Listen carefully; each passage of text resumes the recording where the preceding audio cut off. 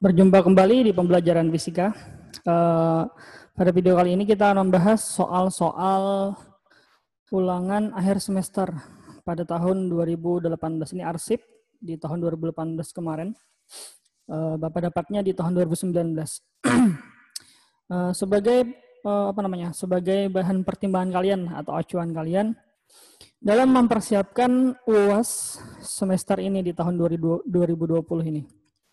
Ini materinya dari magnet ya, dari magnet sampai arus bolak-balik kita bahas. Untuk listrik dinamisnya nanti di pertemuan selanjutnya.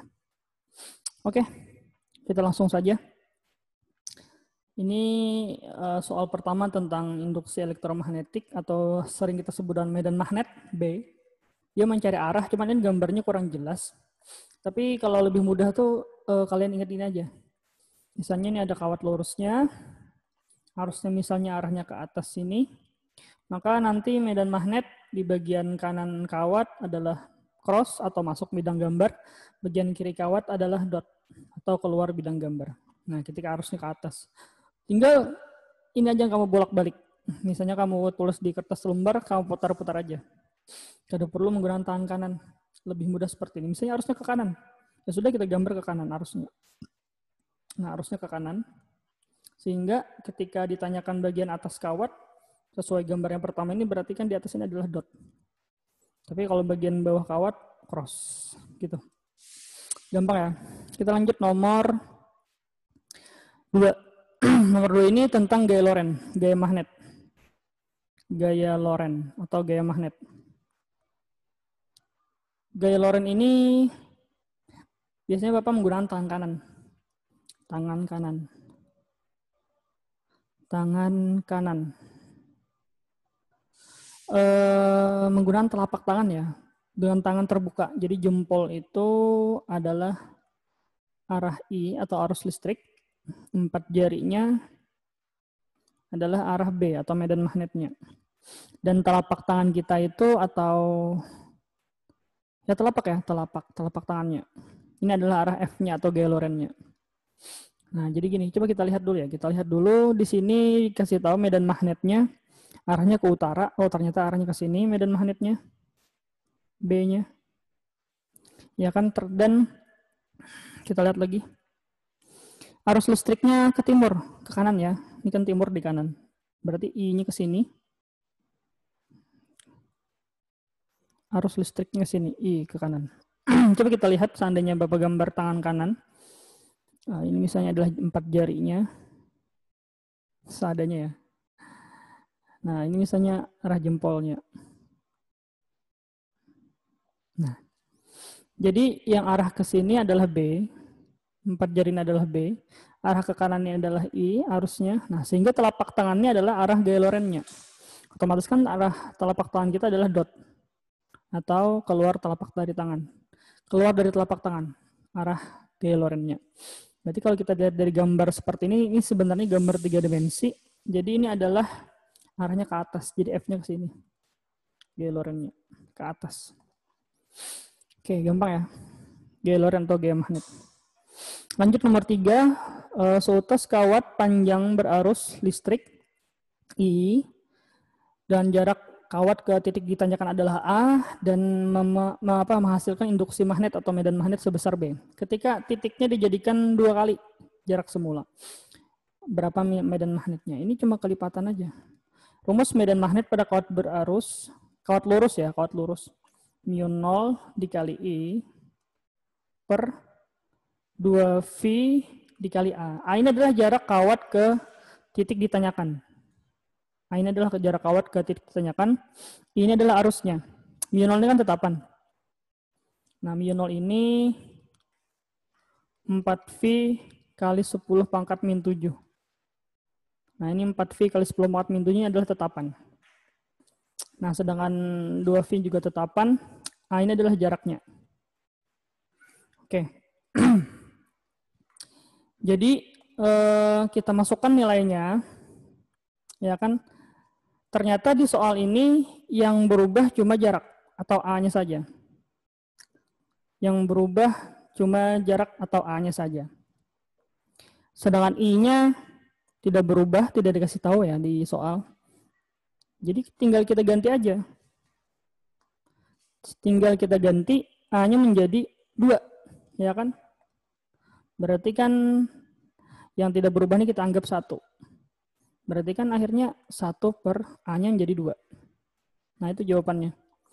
Jawabannya adalah 1/2. Karena memang yang lain tidak berubah, kita anggap 1. Berarti jawabannya adalah ya, D.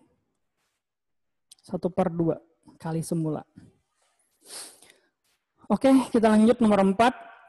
Nomor 4 ini sebuah lingkaran kawat. Nah, kawat melingkar. Kalau tadi kan kawat lurus, sekarang kawat melingkar. Medan magnet atau induksi elektromagnet. Induksi magnet pada kawat melingkar itu μ0 dikali I per 2V dikali, bukan 2V, 2A saja.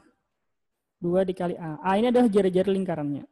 Ini untuk kawat satu lingkaran penuh. Nanti kalau setengah lingkaran dikali setengah, apabila nanti berbentuk 1/4 lingkaran dikali 1/4. Tapi ini kan satu lingkaran penuh. Karena di soal itu dikasih ada jumlah lilitan, sehingga dikali dengan N. Jumlah lilitan.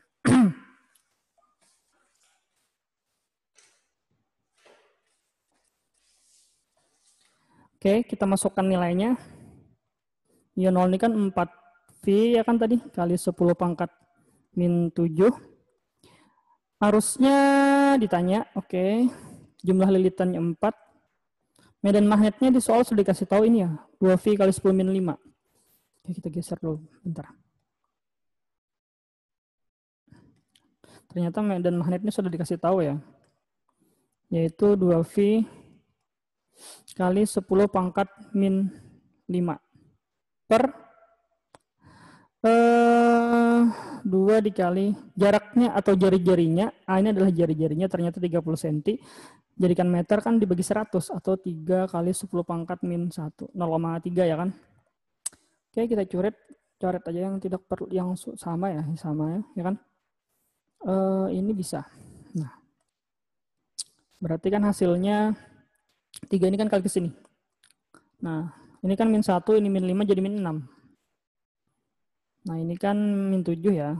Berarti kan ini I 4 kali 10 pangkat min 7. Nah, kita cari I-nya. Berarti kalau kita mencari I 3/4 atau 0,75. Kali 10 pangkat min 6 dikurangin 7. Berarti pangkat 1. Atau 7,5 ampere. Gampang ya? 7,5 ampere.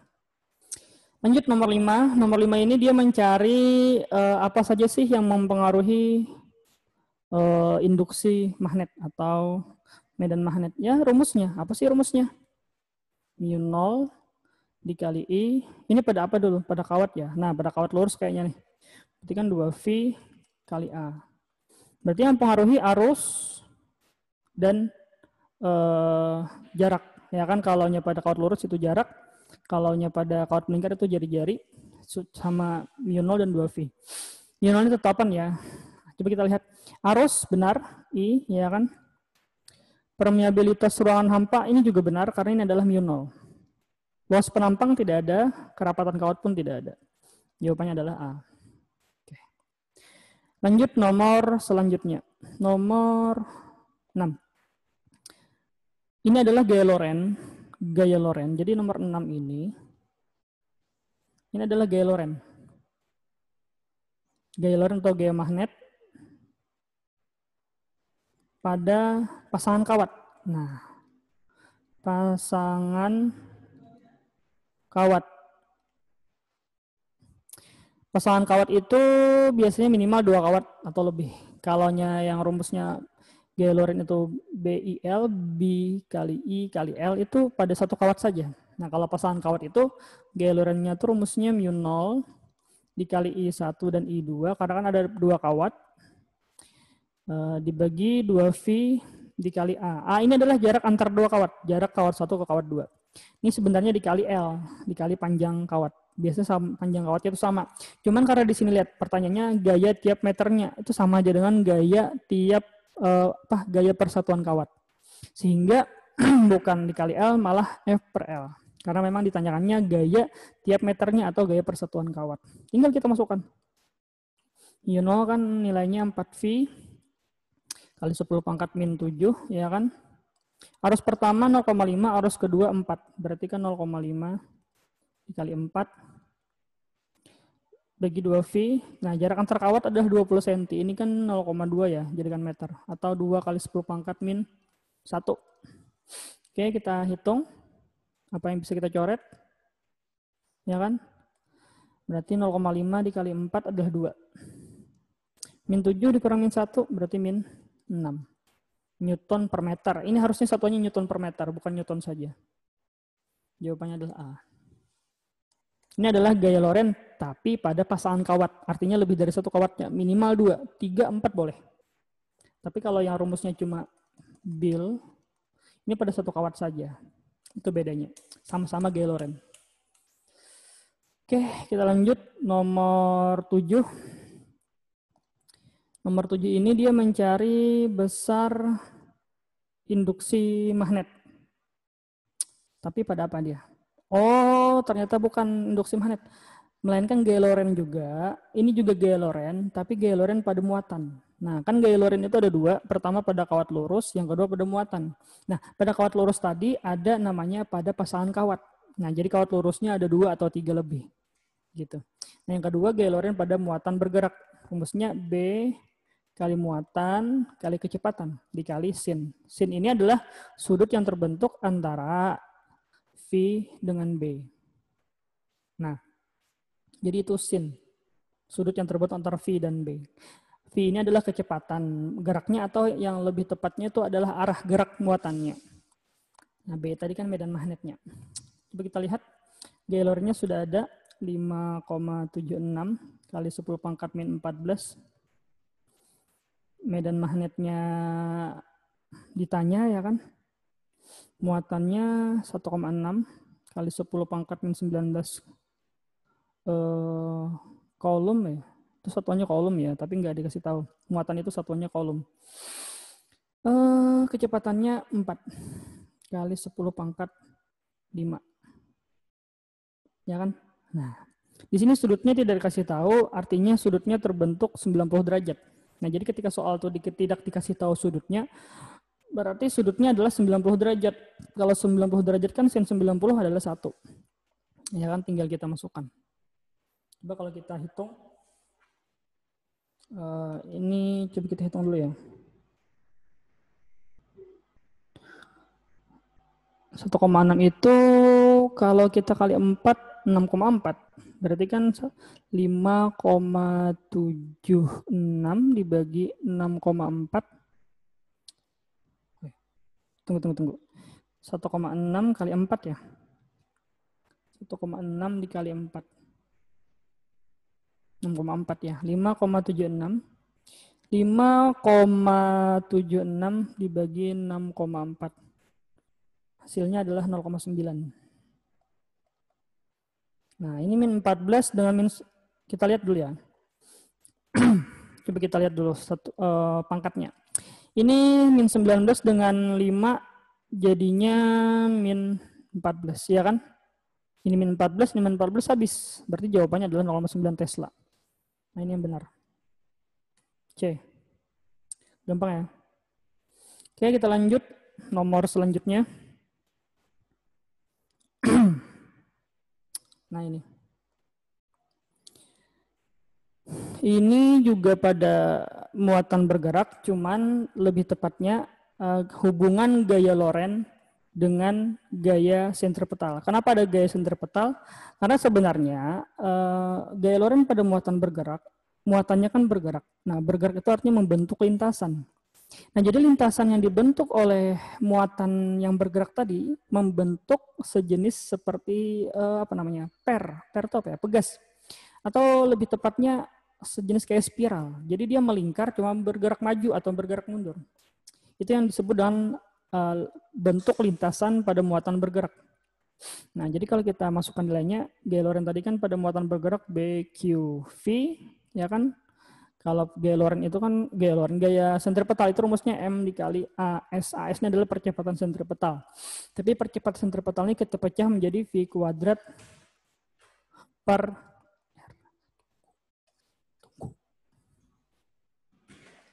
Oke. Nah, setelah itu kita masukkan nilainya. Berarti kan kalau kita teruskan masukkan nilainya, B itu tadi nilainya adalah, mana nilai B? Nah ini. Jadi medan magnet itu tidak melulu Tesla ya satuannya ya. Jadi bisa Tesla, bisa juga Weber per meter kuadrat. Nah jadi bisa Tesla, bisa Weber per meter kuadrat. Nah di sini kan ternyata Weber per meter kuadrat itu juga medan magnet. Tidak melulu Tesla. Sekarang kita masukkan medan magnetnya adalah 2 ya kan. 2 kali 10 pangkat berapa itu ya? Tapi kita perbesar dulu. Pangkat min 4. Oke, kita masukkan kembali. Medan magnetnya 2 kali 10 pangkat min 4. Muatannya 1,6. 1,6 kali 10 pangkat min 19. Ini muatan, kalau di soal tidak dikasih tahu, nilainya tetapan ini ya. Tetap ini. Karena muatan elektron dan massa elektron itu nilainya adalah tetapan. Muatannya yang ini, massanya yang ini. Gitu. Nah ya kan. Habis itu sama dengan M-nya adalah 9,1 massanya ya. Kali 10 pangkat min 31 dikali V per jaraknya adalah ini, jari-jarinya. Itu 0,6 cm bagi 100 berarti 6 kali 10 pangkat min 3. Oke. Kalau kamu hitung, kita lihat satuannya pangkatnya dulu ya. Min 31 dikurang 19, 21 dikurang 9, 12. 12 dikurang 4, 8, ya kan? 8. Kita hitung aja sudah. Ribet amat sih. Coba kita hitung dulu ya. Berarti 2 dikali 1,6, ya kan? Dikali lagi 6. 19,2 dibagi dengan 9,1. Hasilnya adalah 2,1. Nah, 2,1. Atau yang mendekati adalah 2. Dikali 10 berpangkat, ini tadi min 3, min 4, min 19 itu 23, 26. Jadi 31 dikurang, jadi di sini kan pangkat min 26 ya, 26. Ya kan? Nah, di sininya 10 pangkat min 31. Nah, jadi akhirnya kan jawabannya adalah ini. Pangkat 5 min 36 kan dikurang 31 itu 5. Berarti jawabannya adalah yang E. Gampang ya? Kita lanjut nomor berikutnya, nomor 9. Nomor 9 ini adalah trafo. Ternyata di sini trafonya trafo ideal. Kenapa di sini Bapak sebut trafo ideal? Karena memang di sini tidak dikasih tahu efisiensinya. Trafo ideal itu artinya efisiensinya dianggap 100%. Dianggap 100%. Walaupun sejatinya tidak ada sih trafo. Kayaknya nggak ada trafo efisiensi sampai 100%. Nah, ketika efisiensi 100%, maka rumusnya yang berlaku adalah NP per NS sama dengan VV per VS sama dengan IS per IP. Ini dipakai ketika efisiensinya 100% atau trafo ideal. Nah, tapi ketika efisiensinya dikasih tahu, tidak bisa kita menggunakan rumus ini dulu untuk mencari tegangan dan arus. Karena efisiensi itu mempengaruhi tegangan dan arus. Nah, bukan mempengaruhi lilitan. Bapak ulang, efisiensi pada trafo itu mempengaruhi nilai tegangan dan arus, tidak mempengaruhi jumlah lilitan. Oke. Nah, coba kita lihat. Tinggal kita masukkan aja ya. Nah, pertama kita mencari tegangan sekunder. Oke, ketika lilitan primernya 100, NP-nya 100, NS-nya 150, VV-nya 200, dicari VS-nya ya kan. Kita bertahap ya, ini sama dan ini dulu. Berarti 100 per 150 sama dengan 200 per X atau per P. Jadi 150 dikali 200 itu 3.000. 30.000 dibagi 100, 300. Ya. Berarti antara A dan B. Berarti nilai ininya 300. Sekarang kita cari S-nya. Sama, kita NP per NS saja ya. Jadi 100 per 150 sama dengan S-nya 1 per IP-nya adalah dicari. Berarti 150 dikali 1 dibagi 100, 1,5. Oh, benar. Jawabannya adalah A. 1,5 ya. Kita lanjut nomor 10. Nah, nomor 10 ini karena efisiensinya dikasih tahu, nanti untuk mencari tegangan dan arus harus menggunakan rumus efisiensi. 50% itu sama dengan 50 per 100 atau 0,5. Nah, sehingga harus menggunakan rumus efisiensi ketika mencari tegangan dan arus. Coba kita lihat ya. Efisiensi itu rumusnya adalah daya sekunder per daya primer.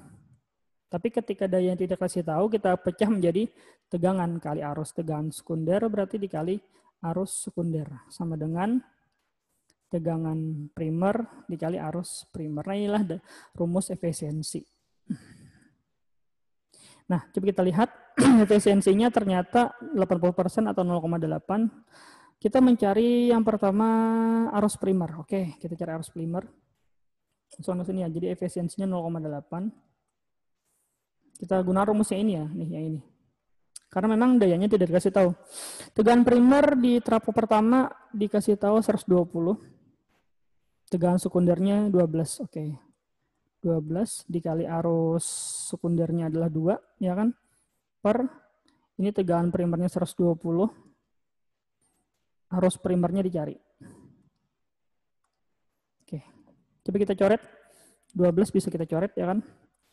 Sehingga arus primernya adalah berarti 10 dikali 0,8 adalah 8, ya kan? Nah, 8 dibagi dengan 2 hasilnya adalah 4. Coba cek dulu ya. Kita cek dulu. Arus primernya 120. Tegangan primernya 120, arus primernya dicari. Tegangan sekundernya 12, arus sekundernya 2. Oh, berarti kalau kita mencari arus primer 2 dibagi dengan 8. Nah, gitu.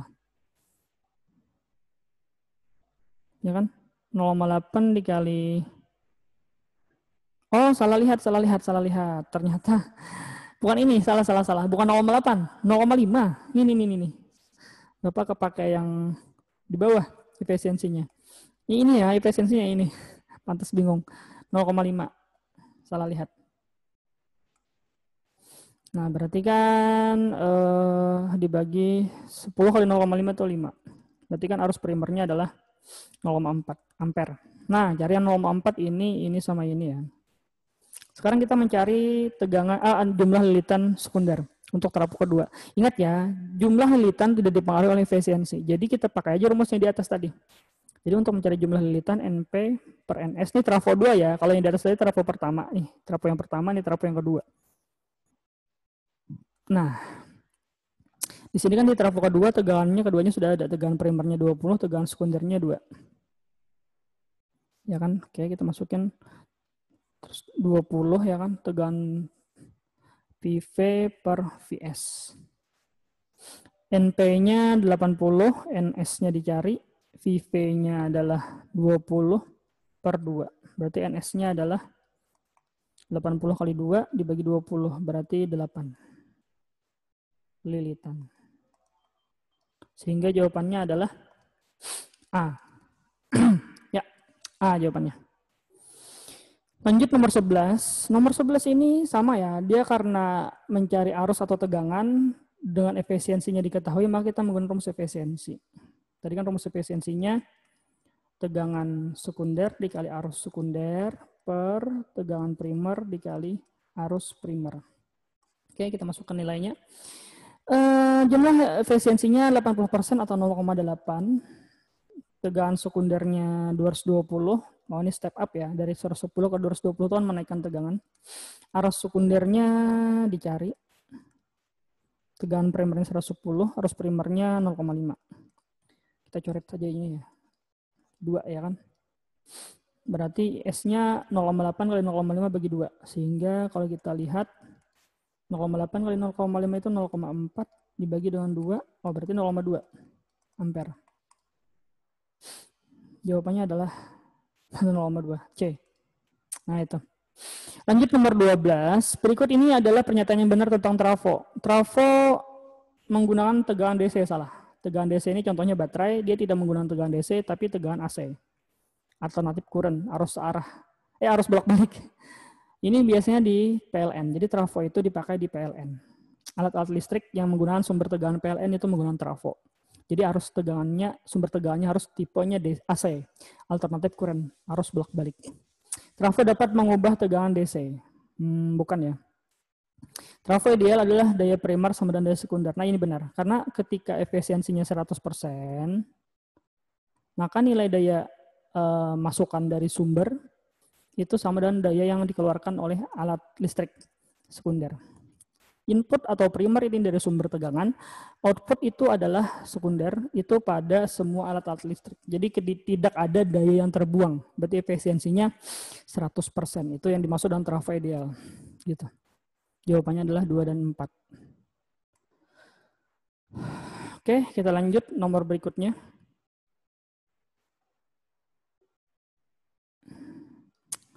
Nomor 13 ini membandingkan ya. Rumusnya ini. GGL induksi sama dengan N dikali perubahan flux per waktu. Nah, jadi kita bandingkan GGL induksi 1 per GGL induksi 2. Nah, gitu. Pada GGL induksi pertama jumlah lilitannya 1000. Perubahan fluxnya dari 0,3 menjadi 0,4. Jadi Weber ini Weber ya. Weber ini satuan dari flux. Dia berubah dari 0,03 menjadi 0,04. Berarti perubahannya cuma 0,01 ya kan. Waktunya adalah 0,2. Pada GGL kedua, kumparannya sama. Artinya jumlah lilitannya tetap. Kumparan lilitan sama ya. Jadi kumparan atau lilitan itu pengertiannya sama. Ini kebetulan nilainya sama ya 1000 juga.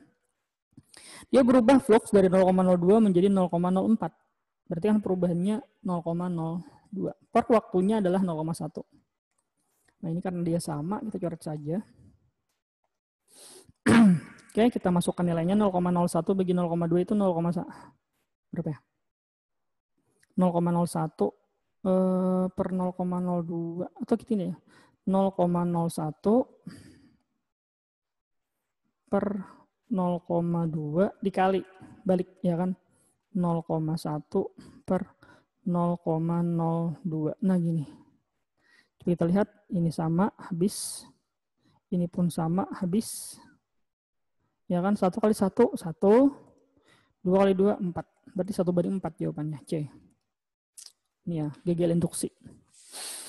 Lanjut nomor 14. Nomor 14 ini juga pada GGL induksi tapi tepatnya mencari arah hukum Lenz. Nah, tapi lebih mudahnya gini aja. Jadi ini sebenarnya gini, ada kumparan atau lilitan. Ini ada kumparan, ada lilitan. Habis itu ada galvanometer. Galvanometer itu nolnya atau standby-nya di tengah jarumnya. Ini galvanometer. Nah, habis itu dimasukkan magnet asli, magnet batang.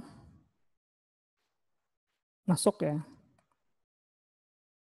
Nah, misalnya di sini utara, di sini selatan. Nah, ketika magnet ini digerakkan mendekati kumparan atau menjauhi kumparan, terjadilah GGL induksi. Kenapa? Karena ada gerak magnet tadi. GGL induksi itu kepanjangannya adalah gaya gerak listrik. Artinya ada gerakan, baik itu masuk kumparan ataupun keluar kumparan. Nah, ketika gerakan tadi ada, timbullah magnet induksi. Magnet buatan atau magnet induksi. Itu nanti yang mengalirkan arus induksinya. Nah, gara-gara ada magnet induksi, adalah arus induksi yang mengalir pada rangkaian ini.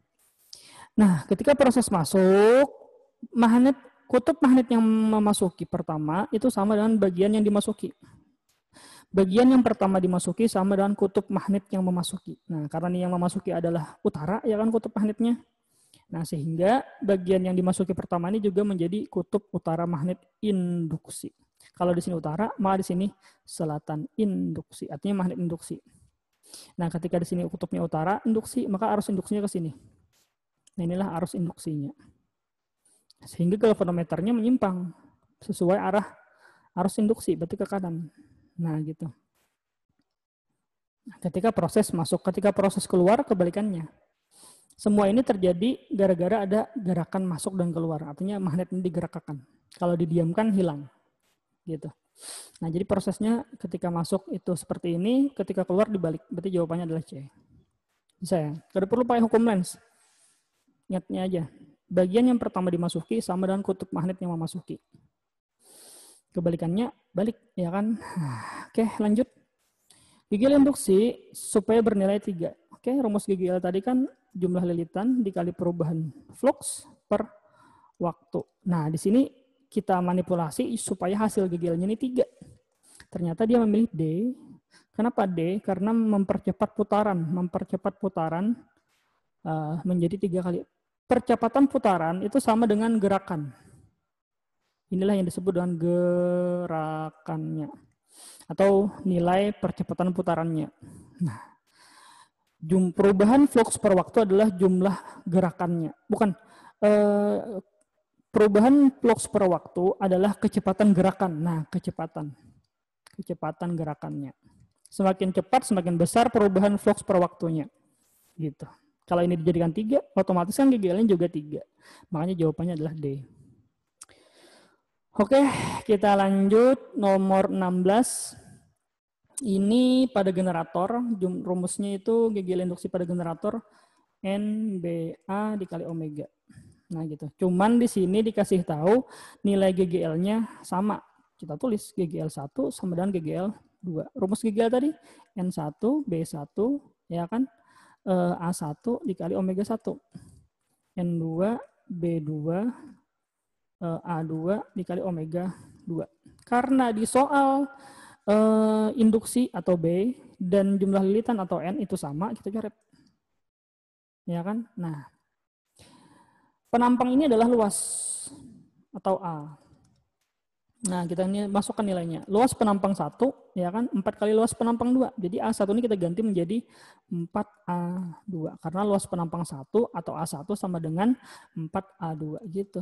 A2-nya tetap aja A2. Ini omega 2. Jadi kita coret ya ini.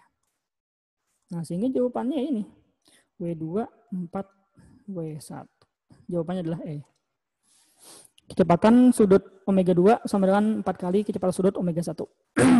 Ini nggak usah ya. Ini adalah pada semester 2 namanya tuh relativistik, masa relativistik. Rumusnya ini M sama dengan M0 per akar 1 min V kuadrat per C kuadrat. V-nya ini 0,6, ini V-nya. Hasilnya 1 dibagi 0,8 1,25 B. Tapi ini bukan materi kita. Ini materi semester 2. Kita lanjut materi selanjutnya. Ini sudah masuk ke arus bolak-balik. Nah, Bapak gambarkan dulu ya. Bagaimana sih grafik arus bolak-balik? Oke.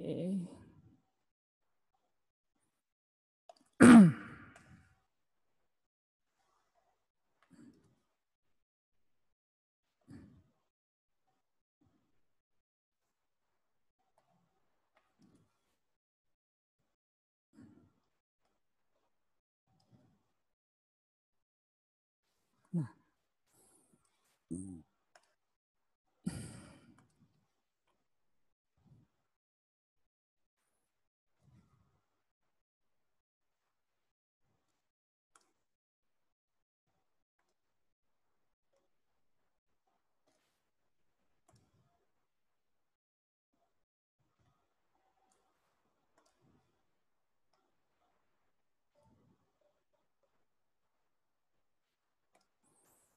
Oke.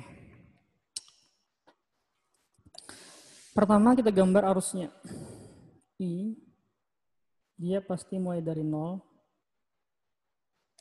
Kurang bagus ya. Ini adalah I. Dia mulainya dari 0. Ini juga I.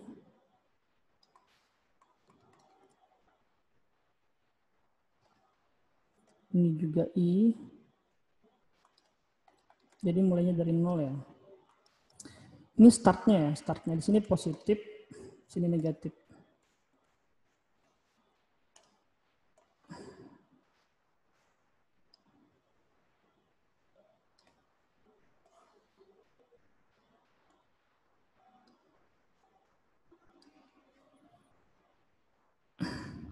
Oke. Nah, yang pertama grafik resonansi. Kalau grafik resonansi arah grafiknya seperti ini, tegangan dan arus itu seperti ini.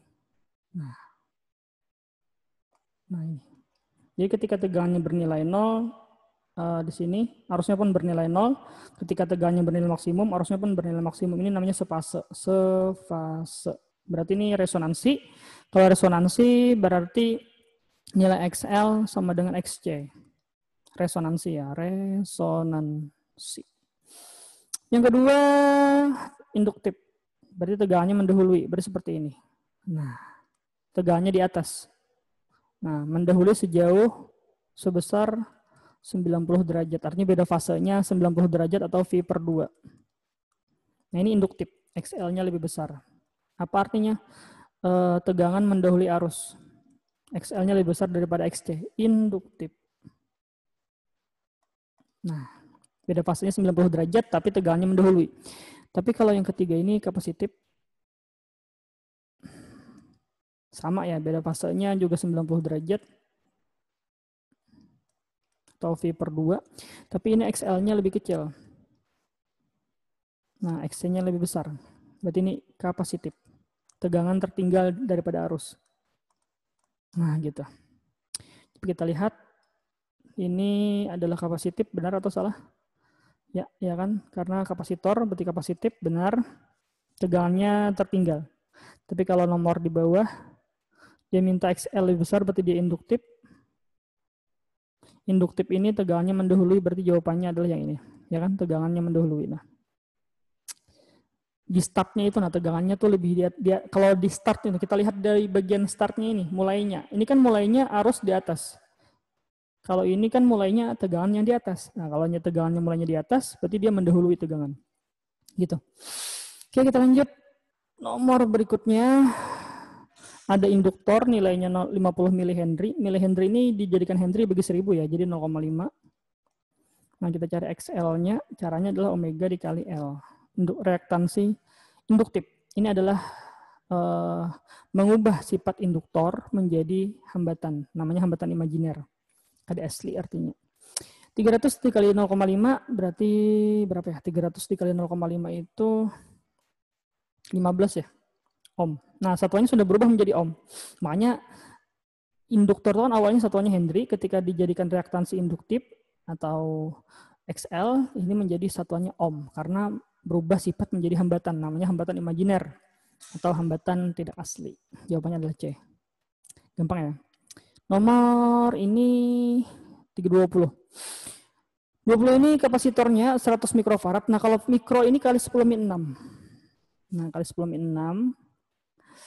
Jadi kalau kita jadikan farad, 100 kali 10 min 6 menjadi 10 min 4 ya. Kenapa harus dijadikan farad? Karena memang SI-nya di farad. Satuan SI-nya farad. Ini adalah frekuensinya 50 Hz. Kita cari omeganya dulu ya. Omega itu rumusnya 2V dikali frekuensi. Nah, ini rumus omega. Berarti omeganya 2V dikali 50, 100V. Tinggal kita cari XC. Gimana ya? Sini aja.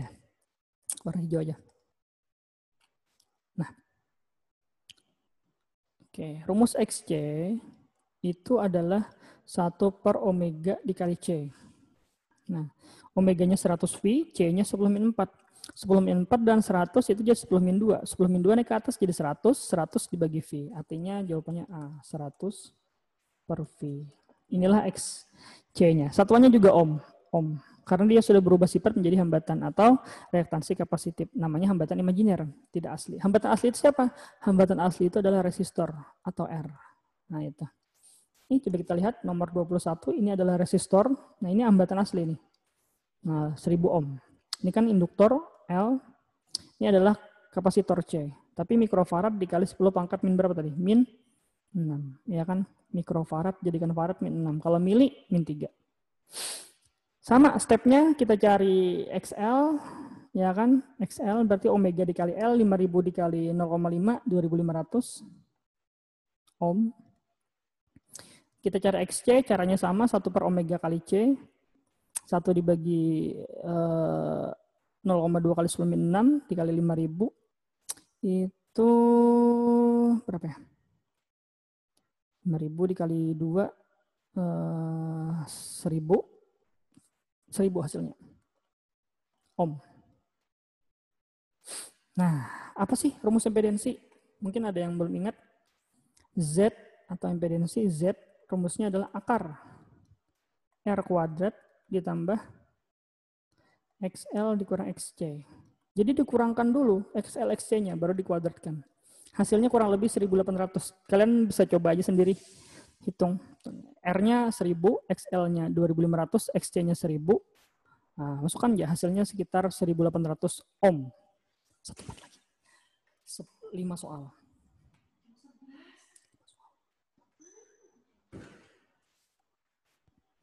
Oke, kita lanjut nomor 22. Nah, ini R-nya 60 ohm. Nah, ini bukan L ya, karena ini satuannya sudah ohm. Ini adalah XL, karena satuannya sudah ohm. Ini pun sudah jadi XC, karena satuannya sudah ohm. Kalau L, satuannya Henry, kalau C, satuannya mikrofarad atau farad. Ini sudah ohm, berarti dia sudah menjadi XL dan XC. Nah, tinggal kita cari Z-nya. Rumusnya sama ini juga ya, R kuadrat ditambah XL min XC kuadrat. Kita masukkan ya, 60 adalah R-nya, XL-nya 120, XC-nya 40, 120 dikurang 40 adalah 80, berarti 60 kuadrat dengan 80 kuadrat hasilnya adalah 100 ohm. Nah, ini adalah Z-nya. Dia mencari arus maksimum. Berarti arus maksimum itu tegangan maksimum dibagi Z. Nah, berarti arusnya adalah 200 dibagi 100 berarti 2 ampere. Gampang ya. Tapi nanti ketika dia mencari arus efektif ya, kalau mencari arus efektif itu arus maksimum dibagi akar 2. Kalau dia mencari arus efektif, arus maksimumnya kan 2 ampere. Gitu. Ini tadi jawabannya C ya. Oke, kita lanjut soal sisa berikutnya. Dikit aja lagi. Nah, ini. Ini nomor 24. Kita cari pertama XL dan XC. Omeganya belum ada ya, kita cari omega dulu. Omega 2V dikali frekuensi. Frekuensinya 100 per V, 100 per V dikali 2V berarti 200. 200 rad per sekon. Nah, inilah omeganya. Oke, kita cari XL. Pertama XL. Jadi step pertama itu adalah XL. XL-nya omega dikali L 0,1 dikali 200 berarti 20 ya kan? Ohm. Kita cari XC, 1 per omega C, 1 dibagi dengan 200 dikali C-nya. Oh, ini mikrofarad ya, kali 10-6.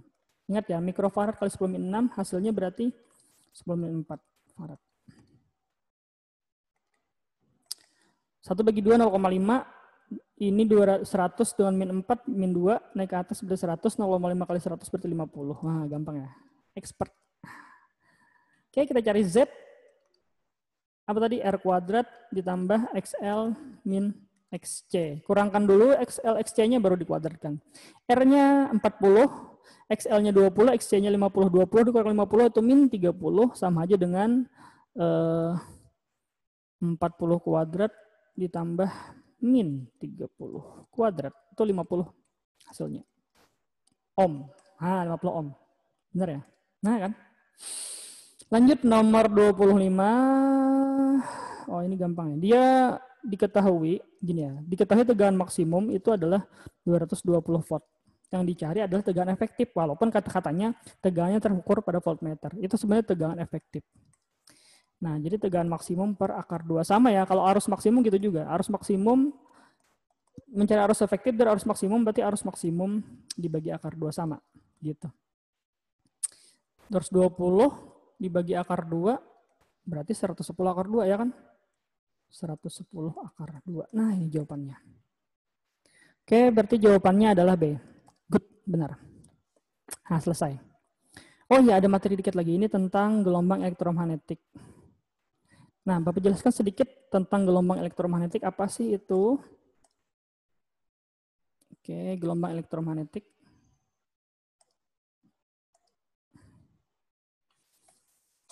Gelombang elektromagnetik itu, ke bawah aja ya. Ini bab di semester 2 sebenarnya. Gelombang elektromagnetik itu adalah gelombang yang merambat tidak memerlukan medium. Lawannya adalah gelombang mekanik, gelombang yang memerlukan medium untuk merambat, contohnya bunyi. Nah, kalau gelombang elektromagnetik itu tidak perlu medium untuk merambat. Elektromagnetik. Oke, urutannya gini. Mulai dari sinar gamma, ini gamma ya, gamma, habis itu UV, bukan, gamma sinar X, UV, cahaya tampak, ini cahaya tampak ya, habis itu infrared, habis itu gelombang mikro, habis itu TV. Habis itu radio. Nah, inilah macam-macam gelombang elektromagnetik yang sering dipakai di pelajaran SMA. Cahaya tampak ini kita pecah menjadi me, ji, ku, hi, bi, ni, yu. Kita ulang tadi. Seperti pelangi ya. Me, ji, ku, hi, bi, ni, u. Merah, jingga, kuning, hijau, biru, nila, ungu. Bagaimana urutannya? Di sini bagian paling kiri energinya besar, yaitu energi ya.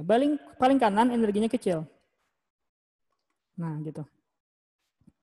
Jadi kalau Mejiku Hibuniu ini energi besarnya adalah ungu, energi kecilnya adalah merah. Sinar gamma, sinar X, UV, ultraviolet tadi, cahaya tampak, infrared, gelombang mikro, gelombang TV. Sinar X ini biasa dipakai orang untuk ronggen ya, tulisannya ronggen dibaca ronsen.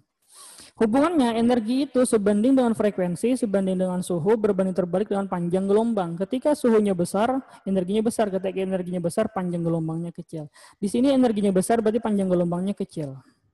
Di sini energinya kecil, berarti panjang gelombangnya besar. Nah, gitu. Paham ya? Itu urutannya. Karena dia energi dan panjang gelombang berbanding terbalik.